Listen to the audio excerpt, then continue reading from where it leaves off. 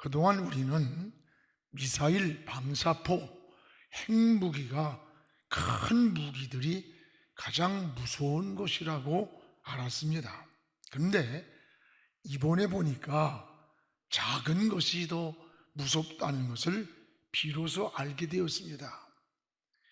여러분, 진정 무서운 것은 큰 것이 아니고 작은 것, 그리고 보이지 않는 것이 더 무섭다는 것을 체험했어요.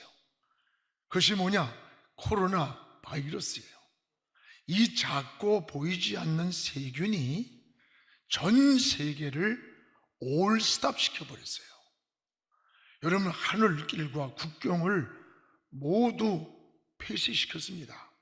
세계인들의 발을 모두 묶어버렸습니다. 바이러스가 현재 세계인들을 모두 집안에다 가둬놨어요. 세계 모든 그리스도인들로 하여금 교회에 가지 못하게 묶어놓았습니다. 이 전무후무한 일입니다. 오늘 우리 신앙인들은 이런 사태 속에서 종말론적인 시각으로 엄중히 보는 눈이 있어야 됩니다. 이 바이러스의 흐름을 보면 이 중국 우한에서 발화되어서 이 불길이 번지는 경로가 예사롭지 않다라고 한 어느 목사님의 이야기를 저도 공감을 합니다. 중국에서 이것이 이태리로 가서 또 이태리에서 영국으로 해서 프랑스 파리로 해서 스페인으로 갔습니다. 그리고 이것이 다시 불길이 미국으로 가더니 이것이 뉴욕의 현재 뉴욕을 완전히 초토화시켰어요.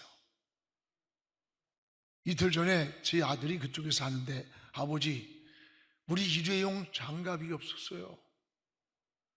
화장지가 없어가지고 신문지를 사용해요. 상상 못할 정도로. 그런데 이 도시들의 공통점이 뭐냐? 자유분방한 도시였다는 사실입니다. 성경적 관점에서 보면 인간주의를 여러분 표방하고 또 하나님께 도전하는 방종과 타락한 문화의 중심지라고 하는 사실이에요. 그런데 첨단을 자랑하는 그 도시들이 지금 모두가 속수무책으로 무너집니다. 여러분, 첨단을 자랑하던 이 도시들이 그냥 바라만 볼 뿐 방법이 없어요. 방법이. 우리 그리스도인들은 이런 시대적인 관점에서 여러분 눈여겨보아야 할 게 있다는 것을 알아야 돼요. 그리고 또 한 가지는 유념해야 할 것은 이 바이러스 때문에 세계의 그리스도인들이 주일날 교회 가서 예배를 드리지 못하는 것뿐만 아니라 3월 첫 주부터 여러분 이 부활주일까지 7주간이 고난주일이에요. 우리는 이 사순절 기간을 깡그리 여러분 이 코로나에게 뺏겨버렸어요. 우리 그리스도인들에게 연중에 교회력 가운데 가장 중요한 절기가 뭐예요? 사순절입니다. 이 사순절 기간 동안은 고난주일이 있고 부활주일로 이어지는데 이 기간을 모두 아무 소리 못하고 코로나에 뺏긴 거예요. 우리는 이 사실을 여러분 어떤 시각으로 보아야 되겠는가?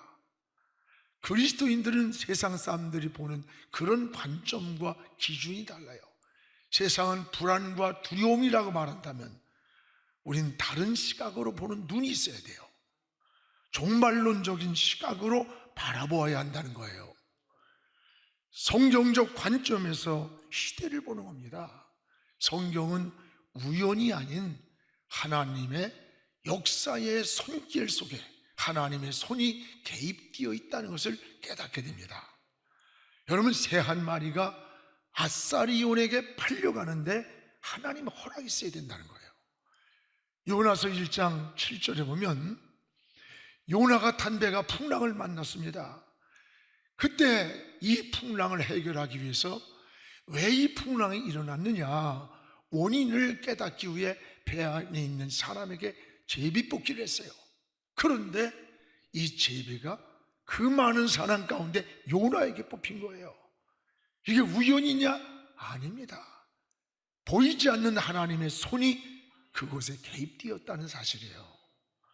여러분, 잠언 16장 9절에 사람의 마음으로 자기 길을 계획을 해도 그 걸음을 인도하는 자는 하나님이라고 했습니다. 그렇습니다. 역대상 21장에 보면 오르난의 타작마당이 나와요. 이 오르난의 타작마당에서 이 다윗이 여호와를 위하여 제단을 쌓을 때 전염병이 백성으로부터 멈추는 사건을 보게 됩니다. 오늘 이 시대의 오르난의 타작마당이 어딜까? 예수 그리스도의 피로 값주고 세우신 성전이에요. 우리가 성전에서 하나님의 얼굴을 찾아야 돼요. 그리고 이 땅에 전염병이 멈추기를 우리도 기도해야 됩니다. 오늘 우리 시대에 만난 이 지구촌의 재앙들, 재난들, 이걸 종말론적 시각으로 깨닫고 우리는 하나님 앞에 어떻게 살아야 할 것인가 라고 하는 것을 기도해야 됩니다. 이것이 영적인 분별력이요 지혜라고 말하는 거예요. 오늘 말씀은 이 북왕국 이스라엘이 말기입니다. 끝말이에요. 백성들이 하나님의 사랑을 버리고 죄악으로 빠져들어갈 때 하나님은 호세아 선지자를 통해서 하나님이 괴로워하는 마음, 하나님이 아파하시는 그 마음을 우리에게 보여주고 있는 겁니다. 그래서 하나님은 호세아 선지자의 이 가정사를 통해서 두 가지를 보여줍니다. 하나는 하나님의 마음이에요. 하나님의 마음이 어떤가? 그 아파하고 계시는 하나님의 마음, 이걸 알게 해주고, 또 하나는 그럼에도 불구하고 이런 타락과 이런 속에서도 변치 않고 끝까지 우리를 사랑하시는 하나님 사랑을 우리에게 보여주는 거예요. 호세아는 아내 고멜이 외도를 했어요. 그리고 배가 불러오는 거 임신이 돼가지고, 여러분 생각해봐요. 그 배신감, 분노로 자기 아내를 버리려고 합니다. 근데 하나님은 고멜을 책망하는 게 아니라 호세아를 책망하는 거야. 오히려 버리지만 안 된다, 버리지 마라. 그리고 뭐라고 하시는 거 아니? 네 마음의 고통과 배신과 괴로운 그 심정이 바로 내 마음이다. 하나님 마음이라는 거예요. 하나님 마음, 아파하는 그 하나님 마음. 고멜처럼 이 백성이 음란하고 수없이 번제하였으나 버릴 수 없는 내 백성, 이들이 버릴 수 없는 내 백성이야. 마치 자식이 아무리 못된 짓을 해도 그 자식을 버릴 수 없는 부모의 마음이라는 거예요. 그래서 이들이 하나님의 백성이요 택한 선민이기 때문에 하나님의 택한 선민은 무서운 고난은 징계를 내릴 수 있지만 결코 버리지 않는다. 여러분은 하나님 자녀입니다. 예수님의 피값으로 우리 생명을 사주셨기 때문에 여러분이 어떤 잘못할 때에 채찍은 맞을지언정 결코 버리지 않는다는 걸 알아야 돼요. 그러면 성도는 어떻게 살아야 되는 겁니까? 사는 방법이 뭐예요? 하나님은 호세아 선지자를 통해서 여호와께로 돌아오라는 거예요. 돌아오라고 외치는 거예요. 하나님께로 다시 돌아오면 너희를 구원해 주신다. 내가 상처를 치료해 주신다. 하나님과 관계를 회복시켜주고 은혜를 베풀어 주겠다는 약속이에요. 오늘 이 말씀을 통해서 우리는 여호와께로 돌아갈 때 주시는 이 세 가지 은혜를 우리에게 보여줍니다. 여러분의 마음도 여러분의 몸도 우리가 하나님께로 다시 돌아가는 이 은혜의 시간이 되기를 주님의 이름으로 축복을 합니다. 여호와께로 돌아가면 무엇보다 따라합시다. 상처를 치유해 주신다. 다시 하나님께로 돌아와라. 내가 찢어진 상처를 치유해 주겠다. 이 약속이에요. 우리 1절을 이제 같이 읽겠습니다. 보라, 우리가 여호와께로 돌아가자. 여호와께서 우리를 찢으셨으나 도로 낫게 하실 것이요, 우리를 치셨으나 싸매어 주실 것이라. 여기 찢었으나 도로 낫게 해주신다. 이스라엘 백성들이 포로에서 나라도 찢어졌고 신앙도 다 찢어졌어요. 이게 우연이 아니라 여호와께서 찢었다는 거예요. 하나님의 손이. 오늘 찢는다는 이 원문은 잡아챈다는 거예요. 누가 잡아챘느냐? 하나님이 잡아채 찢었다는 거예요. 여러분, 하나님이 잡아치면 우리의 건강 하루아침에 찢어져요. 하나님이 잡아치면 사업 한순간에 찢어져요. 가정도 나라도 하나님이 잡아치면 다 찢어지는 거예요. 오늘 찢어진다는 말이 이렇게 무서운 겁니다. 그러나 너희가 다시 하나님께로 돌아오면 도로 낫게 한다. 다시 치료해 주시겠다는 거예요. 여호와 라파라는 거예요. 여러분, 이것이 회복이에요. 하나님이 찢었지만 다시 낫게 해주시는 하나님. 그렇습니다. 하나님이 치료하시면 못 고칠 게 뭐가 있겠어요? 여러분, 오늘 영혼이 찢어졌습니까? 가정이 찢어졌습니까? 마음과 육체가 찢어졌습니까? 삶이 찢어졌습니까? 오늘 하나님께로 돌아가기 바랍니다.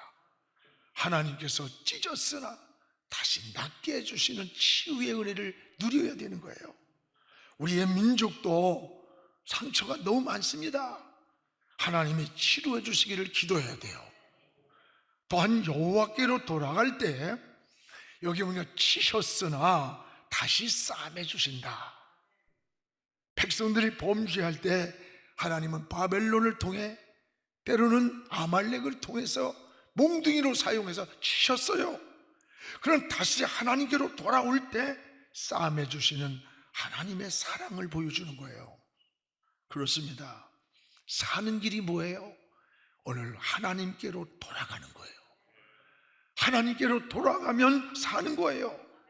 하나님께로 돌아가면 다 용서해 주겠다는 거예요. 호세아 당시에 말할 수 없는 타락한 시대 아닙니까? 영적으로 예배가 다 무너졌어요. 도덕적으로 음행에 빠져 타락할 대로 타락한 시대가 호세아 시대예요.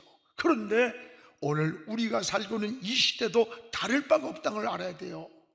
여러분, 이번에 미성년자 그 어린아이들의 성을 착취한 N번방, 난 깊이 몰랐는데 이 자세한 설명을 하는데 놀랐어요.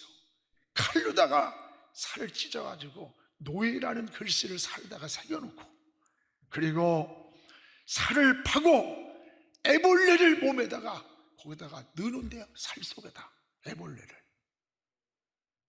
더 이상은 내 얘기를 못해요. 그리고 고통에서 막 몸부림치는 그 잔인한 동영상을 찍어서 유포를 시키는데, 그 여러분, 유포하는 사건에 미성년자가 주역이에요. 그뿐이에요. 여자 승려, 여자 중 30대인 여중 승려가 그 판매 조직책이에요. 조직책. 이거 여러분, 이게 세상이 어떻게 되는 겁니까? 기가 막힌 얘기예요.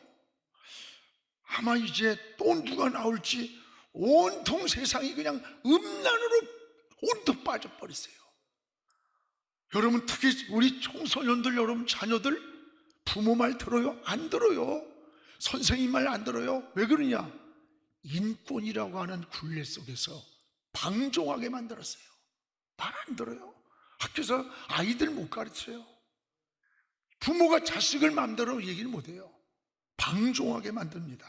여러분, 아무리 이런 세상이라 할지라도 성도는 사는 방법이 달라야 되는 거예요. 추구하는 가치관이 다르고 인생의 방향이 달라야 되는 거예요. 그래서 하나님이 우리 인생의 머릿돌이 되고 우리 인생의 기준이 되는 다림줄이 되어야 되는 겁니다. 호세아 4장 15절에 보세요. 북이스라엘이 행음한다 할지라도 유다야 유다야 너만이라도 죄를 짓지 말아라. 이스라엘아 너는 음행하여도 유다는 죄를 범하지 못하게 하라.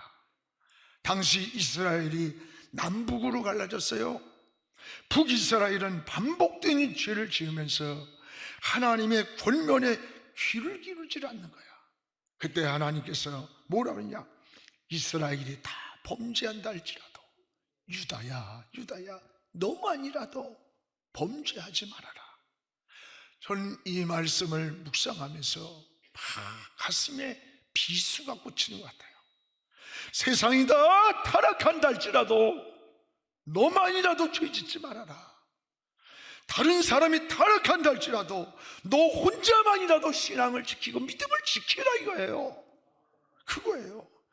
여러분, 예수 믿는 장로도 권사도 다 저런데 집사인 나쯤이야 뭐 어떠하랴, 나 같은 성도쯤이야 어떠하랴, 이렇게 생각하기가 쉬워요. 아닙니다. 목사가 타락할지라도 나만큼 여러분 신앙을 지키리라. 장로 권세가 타락한다 할지라도 내 믿음은 나만큼은 믿음으로 살리라, 신앙으로 살리라. 이걸 나시린이라고 그랬나? 나시린. 여러분, 많은 분들에게 어느 교회에도 문을 닫고 예배 다 닫았는데 왜 목사님은 안 합니까? 여러분, 그 교회하고 우리하고 왜 비교합니까? 신앙은 사람을 기준으로 삼을 때 무너지는 거예요. 이걸 알아야 돼. 신앙은 사람이 기준이 되면 안 돼요. 성경이 기준이 돼야지. 세상이 다 타락해도 나만은 성경 말씀대로 살리라 라고 할 때 바로 그 한 사람을 통해서 하나님의 역사를 만들어가는 겁니다. 여러분, 예레미야 5장 1절에 이 말씀 아니에요? 너희는 예루살렘 거리를 빨리 다니며 그 넓은 거리에서 찾아보고 알라. 뭘 찾느냐? 정의를 행하고 진리를 구하는 한 사람, 한 사람이에요. 그 한 사람을 찾으면 이 성을 내가 다 용서하겠다. 정의를 구하고 진리를 행하는 한 사람이에요. 한 사람. 이 한 사람이 중요한 거예요. 올 여러분이 이 한 사람이 되시길 바랍니다. 그 시대마다 하나님이 세우는 사람이 있는 거예요. 여러분이 바로 하나님이 세우는 존귀한 그 한 사람이 여러분 되시죠. 세상이 다 타락하고 방종한다 할지라도 나는 믿음을 지키고 성경대로 살고 신앙을 따라 살겠다고 하는 것이 여러분의 학교에서, 직장에서, 사회 속에서 있어야 되는 거예요. 그 한 사람을 통해 하나님은 역사를 만들어가는 겁니다. 우리 교회가 그런 교회가 되고 싶습니다. 또 하나, 여호와께로 돌아오면, 하나님께로 돌아오면 하나님이 일으켜주겠다, 다시 일으켜주겠다는 약속이에요. 오늘 2절을 우리 같이 읽겠습니다. 여호와께서 이틀 후에 우리를 살리시며 셋째 날에 우리를 일으키시리니 우리가 그의 앞에서 살리라. 여기 일으킨다는 말과 산다는 말이 나와요. 그런데 둘째 날이 나오고 셋째 날이 나와. 이게 무슨 말이냐? 둘째 2, 3일이란 말은 짧은 시간을 말해요. 너희가 지금 찢어졌지만, 병들었지만, 그러나 걱정하지 마라. 하나님께로 돌아오면 내가 낫게 할 거다. 그렇습니다. 여러분, 찢어졌을지라도, 잘못 살아서 매를 맞았을지라도, 병들었을지라도, 실패했을지라도 하나님께로 다시 돌아올 때에 하나님은 속히 우리를 회복시켜주고 일으켜주고 살려준다는 약속입니다. 그렇습니다. 하나님이 일으켜주면 일어나는 거예요. 사업도, 가정도, 건강도, 나라도 하나님이 일으켜주면 일어나는 겁니다. 하나님께로 돌아갈 때 하나님이 일으켜주겠다는 거예요. 오늘도 하나님께로 돌아가는 우리의 모든 신앙이 되기를 주의 이름으로 축복합니다. 그러면 우리는 어떻게 돌아갈 수 있느냐? 어떻게 돌아갈 수 있는 거냐? 방법이 오늘 호세아서 4장 15절 하반절에 나오잖아요. 두 가지가 나옵니다. 길갈로 가지 말아라. 또 하나 베다웬으로 올라가지 말아라. 왜 그랬느냐? 여러분, 길갈은 본래 여기는 이스라엘의 성지예요. 굉장히 좋은 곳이에요. 그런데 북이스라엘이 백성들이 이곳을 음란하고 타락한 우상숭배지로 만들어버렸어요. 타락한 도시로, 타락한 곳으로. 그래서 하나님은 세속된 이 길갈로 가지 말아라. 즉 세상으로 나가지 말라는 거예요. 세상에서 살 길을 찾고 기웃거리지 말라는 거예요. 또 하나는 베다웬으로 올라가지 마라. 이 베다웬이라는 말은 허무한 집이라는, 허무한 집. 왜 허무합니까? 하나님을 떠났기 때문에 허무한 거예요. 하나님을 떠나니까 인생이 허무해지는 베다웬이 되는 거예요. 그렇습니다. 원래 이 베다웬이라는 말은 베델이라는 말에서 나온 어원이에요. 그런데 하나님을 떠나면서부터 이 삶이 허무해졌던 거예요. 하나님을 떠나면서부터 허무한 집으로 바뀐 거예요. 우리 인생이 하나님 떠나면 인생이 허무해지는 거예요. 많은 소유 좋은 조건이 있어도 공허함을 채울 수 없는 거예요. 여러분, 지금 우울증 환자가 우리나라 60만이래요. 이 정신질환을 치료하는데 들어가는 돈이 1년에 10조가 더 들어가요. 10조. 허무한 마음에서 오는 허무한 마음. 여러분은 나시린입니다. 하나님을 떠난 허무한 베다임으로 올라가지 말고 하나님의 품으로 돌아가는 우리 모두가 되기를 주의 이름으로 축복을 합니다. 또 하나, 하나님은 이 선지자를 통해서 너희는 하나님을 힘써 알라는 거예요. 힘써 하나님을 알아라. 3절입니다. 우리 같이 읽겠습니다. 그러므로 우리가 여호와를 알자. 힘써 여호와를 알자. 그의 나타나심은 새벽빛같이 어김없나니 비가 같이 땅을 적시는 늦은 비와 같이 우리에게 임하시리라. 우리가 여호와를 알자. 하나님을 알라는 거예요. 여기 보니까 힘써 알라. 여기 단순히 지식적으로 아는 거 아니에요. 오늘 하나님의 마음을 아는 거예요. 하나님 마음, 하나님이 기뻐하는 것, 하나님의 뜻을 알라는 거예요. 하나님은 여러분의 마음으로부터 하나님을 알길 원해요. 근데 이스라엘 백성들은 하나님의 마음을 알지 못했어요. 그래서 마음을 드리지 못하고 형식적인 제사를 드리는 거예요. 그러니까 하나님이 책망한 겁니다. 오늘 우리도 하나님을 알지 못하고 중심 없는 그런 예배, 그런 기도, 오늘 우리 차오는 기도에 굉장히 감동을 받았어요. 여러분, 그런 헌금을 드리고 있는 건 아닙니까? 하나님의 마음을 우리가 바로 알아야 돼요. 하나님 마음, 하나님을 힘써 알라. 하나님 마음을 알아. 하나님의 뜻을 알아라. 하나님 뭘 기뻐하는 걸 알라는 거예요. 하나님 마음을 알 때 하나님은 이른 비와 늦은 비로 우리를 축복하겠다는 약속이에요. 할렐루야. 비는 이스라엘 백성들에게 축복의 상징입니다. 그래서 이른 비는 대개 12월에서 2월 사이에 내리는데 곡식을 파종할 때 이 이른 비가 내려야 되는 거예요. 그 늦은 비는 3, 4월에 내리는데 심어놓은 곡식이 연거로 가려면 늦은 비가 내려야 곡식이 잘 연거로 가는 거예요. 그래서 이 이른 비와 늦은 비는 모두가 축복의 상징이에요. 우리가 언제 하나님께로 돌아갈 때, 하나님께로 돌아가 하나님을 힘써할 때 하나님은 이른 비와 늦은 비처럼 우리를 축복해 주시겠다는 약속입니다. 사랑하는 성도 여러분, 우린 종말론적 시각으로 이 시대를 봐야 돼요. 주님이 노아의 때와 같다. 이 시대는 소돔 성과 같은 때와 같다. 타락하고 부패하고 어둠이 밀려오고 이제 가면 갈수록 걷잡을 수 없을 그때가 옵니다. 우리는 어떻게 해야 됩니까? 하나님께로 돌아가야 되는 거예요. 하나님께로 돌아갈 때 네 가지를 회복해 주는 거예요. 회복의 은혜를 경험하는 겁니다. 하나님. 또 하나는 찢어졌지만 치료해 주시는 거예요. 하나님이. 세 번째는 넘어진 우리를 다시 일으켜 주는 거예요. 비상하도록. 그리고 이른 비와 늦은 비를 내려서 열매를 맺게 해주신다는 겁니다. 여러분, 세상이 다 길갈 같은 세상으로 간다 할지라도 여러분만큼은 여호와께로 돌아가리라고 무릎을 꿇고 고백하시기 바랍니다. 이것이 오늘 우리에게 들려주시고자 하는 하나님의 음성이에요. 세상이 다 이렇다고 떠내려가는 게 아니라 너만이라도 하나님께로 돌아오라는 거예요. 하나님이 들려는 음성이에요. 이 음성을 들으면 소망이 있습니다. 이 음성을 듣고 이 부활의 신앙으로 우리가 다시 비상하며 일어나기를 주의 이름으로 축원합니다.